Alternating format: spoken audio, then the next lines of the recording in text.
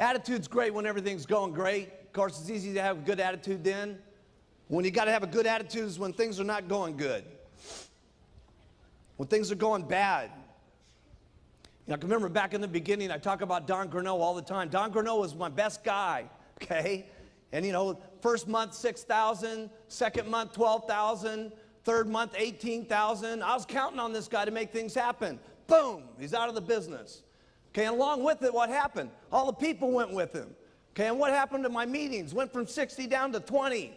Okay, how did you think I felt back at that time when we didn't have any literature, we didn't have any journals, we didn't have nothing going on? Okay, we had just a couple of bottles.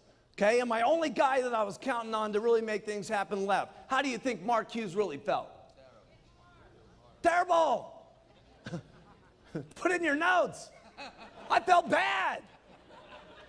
Now, I've signed the guy up 3 times. And I felt bad all 3 times. I'm telling you, I'm going to get him a 4th time one of these days. He's going to be one of these days. I don't know how many times it's going to take us, but we're going to get him sometime. But anyway, I felt terrible about it. 1985 came along. The FDA hit us like an atomic bomb, okay?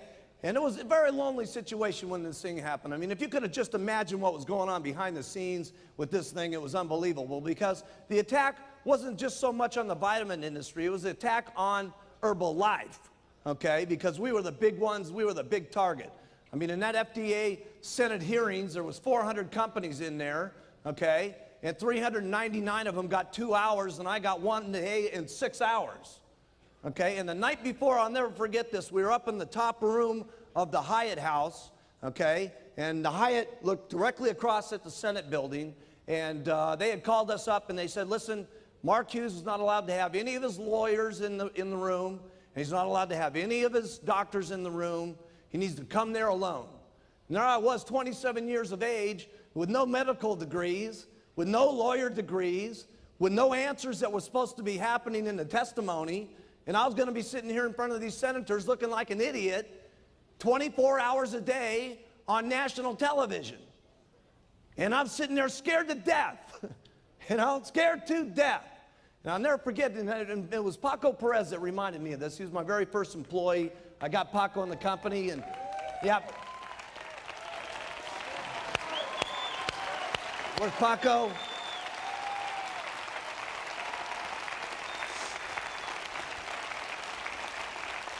We were talking the other day, and he reminded me of this. He came up into my suite, and he said, listen, Mark, he says, what do you think's going to happen? I said, you know, Paco, I have no idea, but I know one thing's for sure.